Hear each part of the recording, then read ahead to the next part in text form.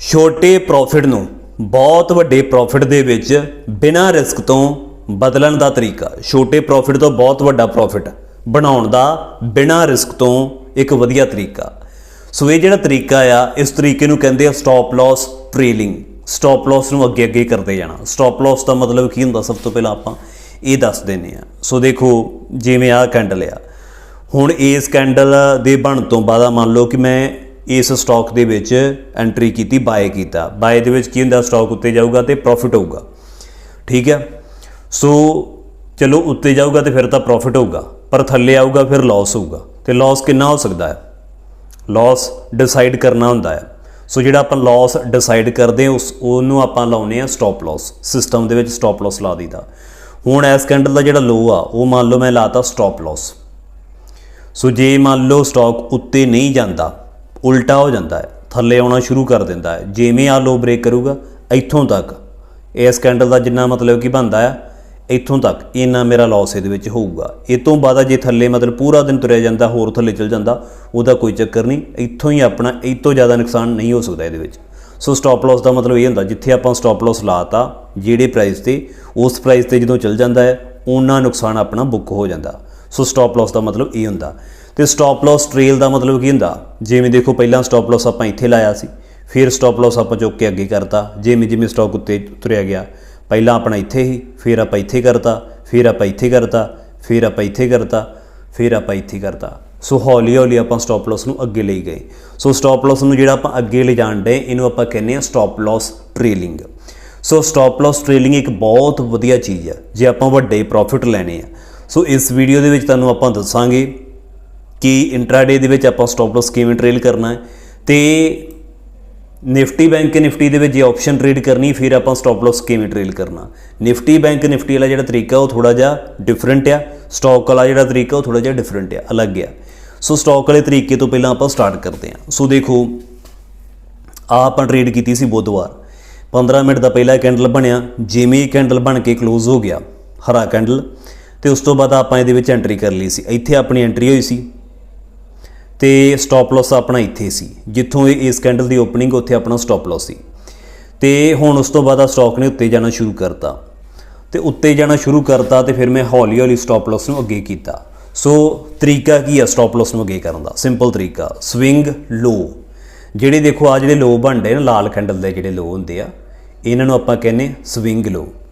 ਸੋ ਆਪਾਂ stop Las ਨੂੰ ਚੁੱਕ ਚੁੱਕ ਕੇ ਇੱਥੇ ਕਰਨਾ ਹੁੰਦਾ। ਜਿਵੇਂ ਨਵਾਂ ਹਾਈ ਬਣ ਜਾਂਦਾ ਹੈ ਤੇ ਨਵਾਂ ਸਵਿੰਗ ਲੋ ਬਣਦਾ ਹੈ, ਉੱਦਾਂ ਮਤਲਬ ਕਿ ਆਪਾਂ ਸਵਿੰਗ ਲੋ ਤੇ ਸਟਾਪ ਲਾਸ ਨੂੰ ਕਰਦੇ ਜਾਣਾ।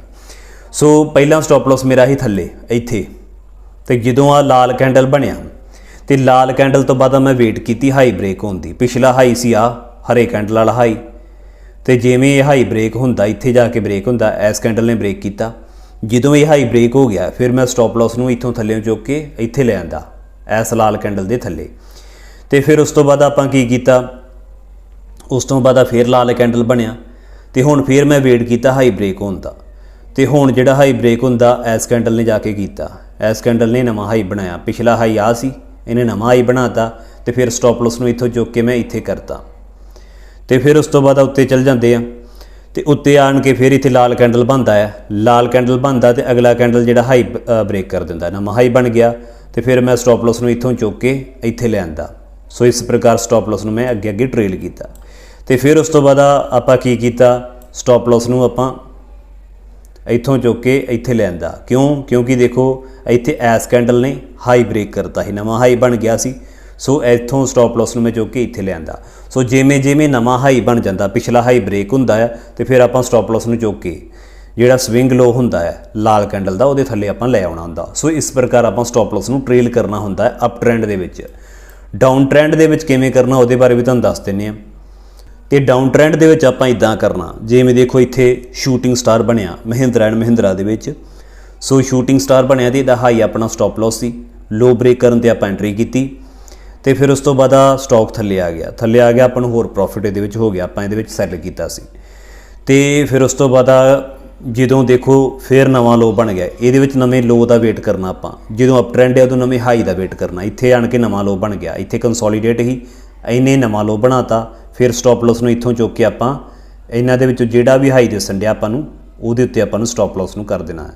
ਸੋ ਇੱਥੇ ਆਣ ਕੇ ਆਪਾਂ ਸਟਾਪ ਲਾਸ ਇੱਥੋਂ ਚੁੱਕ ਕੇ ਇੱਥੇ ਕਰਤਾ, ਫਿਰ ਉਸ ਤੋਂ ਬਾਅਦ ਥੱਲੇ ਜਾਣਾ ਇਹਨੇ ਸ਼ੁਰੂ ਕਰਤਾ, ਫਿਰ ਇੱਥੇ ਇੱਕ ਫਿਰ ਇਨਸਾਈਡ ਕੈਂਡਲ ਆਇਆ, ਇਨਸਾਈਡ ਕੈਂਡਲ आया तो अगले कैंडल ने लो ब्रेक किया, नवा लो बन गया, तो फिर स्टॉप लॉस ने इत्थों चुक के आपां इत्थे करता, तो फिर उस तो बाद थल्ले जाना शुरू करता, तो फिर उस तो बाद एक हरा कैंडल बनया, हरा कैंडल बनया, अगले लाल कैंडल ने लो ब्रेक करता, फिर स्टॉप लॉस ने इत्थों चुक के आपां इत्थे करता। सो इस प्रकार आपां डाउन ट्रेंड दे विच स्टॉप लॉस ट्रेल करना हुंदा। सो ये तो गल हो गई अपनी इंट्राडे बारे। हुण आपां गल कर लैंदे आ निफ्टी बारे।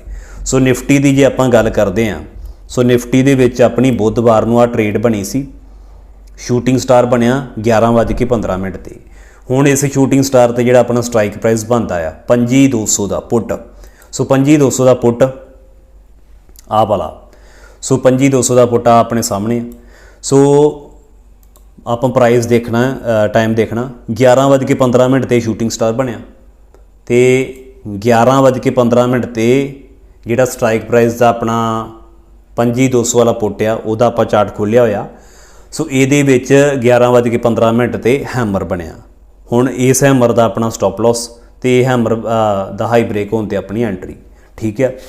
सो इत्थे अपना हो गया ट्रेड शुरू हो गई। फिर उस तो बाद आपां वेट करना स्विंग बनता, तो फिर उस तो बाद देखो इत्थे आण के दोबारा शूटिंग स्टार बनता है, फिर आपां लो ब्रेक होने का वेट करना, इत्थे लो ब्रेक हो गया, तो फिर आपां स्टॉप लॉस नूं इत्थों चुक के इत्थे करना। पर इत्थे आपां निफ्टी के चार्ट दे विच नहीं कर सकते, नाल दी नाल आपां नूं ऑप्शन का चार्ट भी खोल के रखना पैना। पहलों अपना स्टॉप लॉस इत्थे सी, तो फिर उस तो बाद जो हाई ब्रेक इत्थे हो गया, फिर स्टॉप लॉस नूं इत्थों चुक के आपां इत्थे करता। फिर उस तो बाद आपां की कीता, फिर दोबारा जो देखो इत्थे हाई ब्रेक हो गया, तो फिर आपां स्टॉप लॉस नूं इत्थों चुक के इत्थे करता। सो इस प्रकार आपां निफ्टी दे विच ते बैंक निफ्टी दे विच स्टॉप लॉस नूं ट्रेल कर सकते हैं। निफ्टी बैंक निफ्टी दे विच जदों भी स्टॉप लॉस नूं आपां ट्रेल करना, उदों आपां ऑप्शन का जोड़ा चार्ट है वह भी नाल खोल के रखना है। ऑप्शन का चार्ट उस स्ट्राइक प्राइस का चार्ट खोलना आपां जिहड़ा आपां स्ट्राइक प्राइस लिया हुंदा है। जे कॉल वाला लिया कॉल वाले का खोल लो, जे पुट वाला लिया पुट वाले का खोल लो। सो सिंपल तरीका है ये स्टॉप लॉस ट्रेल करने का तरीका। तो ये नाल तुसीं छोटे जे प्रॉफिट नूं बहुत वड्डा प्रॉफिट दे विच कन्वर्ट कर सकते जो बिना कोई रिस्क लिया। जे देखो इत्थे आपां स्टॉप लॉस इत्थे लै गए ट्रेल करके, पहला अपना इत्थे सी, हुण आपां इत्थे लै गए। हुण जे मान लो इत्थों उत्ते नहीं जाता, उत्ते नहीं जाती मार्केट है ना, तो इत्थों थल्ले नूं आ जाती आ, इनू क्रॉस करूगी, स्टॉप लॉस अपना हिट हो जाऊगा, पर अपना प्रॉफिट दे विच स्टॉप लॉस कट्टिया जाऊगा। ये फायदा आ स्टॉप लॉस नूं ट्रेल करन दा। सो ये हिसाब दे नाल ही वड्डे प्रॉफिट ले जाते हैं। तो ये हिसाब दे नाल ही तुहानूं जिवें इस हफ्ते दे विच भी मैं दस्सिया सी डेविज लैब वाला ते माइंड ट्री वाला जिहड़ा स्टॉक ही जिन्हां दे विच पूरा दिन मैं ट्रेड की, उन्हां दे विच भी इस हिसाब दे नाल मैं स्टॉप लॉस ट्रेल करके अगे अगे वड्डे वड्डे प्रॉफिट अचीव कीते सी। सो ये सी इस वीडियो दे विच। मिलदे किसी होर वीडियो दे विच।